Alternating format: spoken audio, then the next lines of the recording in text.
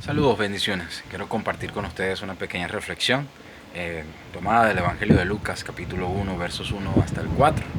Dice la palabra: puesto que ya muchos han tratado de poner en orden la historia de las cosas que entre nosotros han sido ciertísimas, tal como nos los enseñaron los que desde el principio lo vieron con sus ojos y fueron ministros de la palabra. Me ha parecido también a mí, después de haber investigado con diligencia todas las cosas, desde su origen, escribírtela por orden, oh excelentísimo Teófilo, para que conozcas bien la verdad de las cosas en las cuales has sido instruido. Un discípulo de principios es un discípulo como Lucas. Lucas, dicho por Pablo en sus cartas, que lo menciona, por ejemplo, en las cartas a Filemón, y lo dice: uno de mis colaboradores.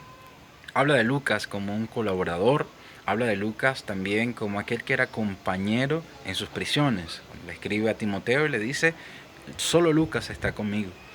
También en la carta a los Colosenses encontramos que el apóstol Pablo se refiere a él como el médico amado.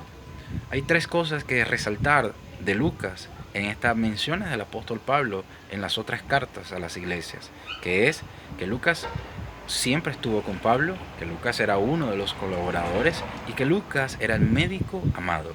Y quiero partir de allí porque Lucas nunca dejó de ser médico, nunca dejó su profesión, nunca dejó su talento para poder entonces ponerlo al servicio del Señor. En este caso, no solamente con la vida de Pablo, sino con todos aquellos que lo necesitaban. Por eso era reconocido en esa congregación como el médico amado. Nosotros debemos tomar ejemplo de la vida de Lucas.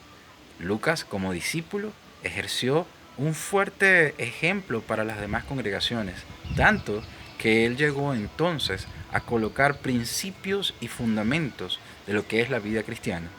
Uno de esos principios es el Evangelio de Lucas que tenemos hasta el día de hoy. Y por eso esta porción de los versículos del 1 al 4 de su Evangelio, escribiéndole a Teófilo, quiero resaltar tres cosas importantes. La primera: como discípulo establecemos principios de vida.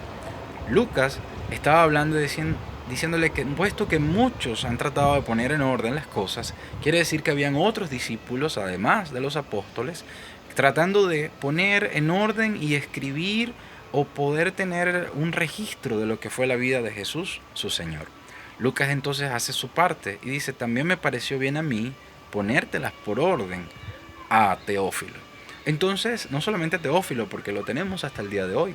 Establecer un principio es poner un fundamento. Un principio es el basamento de una teoría que luego de puesta en práctica da resultados esperados.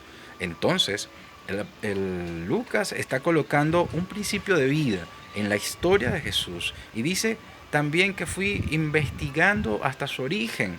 Quiere decir que él realizó una investigación para poder entonces, a lo segundo que quiero decirles, él investigó diligentemente, dice, porque todo principio, toda enseñanza tiene que ser comprobada o comprobable. Hay personas que pueden impartir una enseñanza y decir sí porque sí, y eso está muy lejos de lo que es la verdad. Toda enseñanza y todo principio debe ser comprobable. Lucas dice que ejecutó una pesquisa, una investigación, y esa investigación fue detallada y con mucha diligencia, y fue a testigos, fue directamente a las personas que conocieron a Jesús y las cosas que él luego iba a narrar en su evangelio. Lo tercero que vemos en esta característica, en esta porción, es sencillamente que el principio es una enseñanza para liberar. Dice entonces que en las cosas, para que compruebes y conozcas bien las cosas en las cuales has sido enseñado. Entonces Lucas estaba esperando que Teófilo conociera más a detalle aquellas cosas en las cuales estaba siendo enseñado.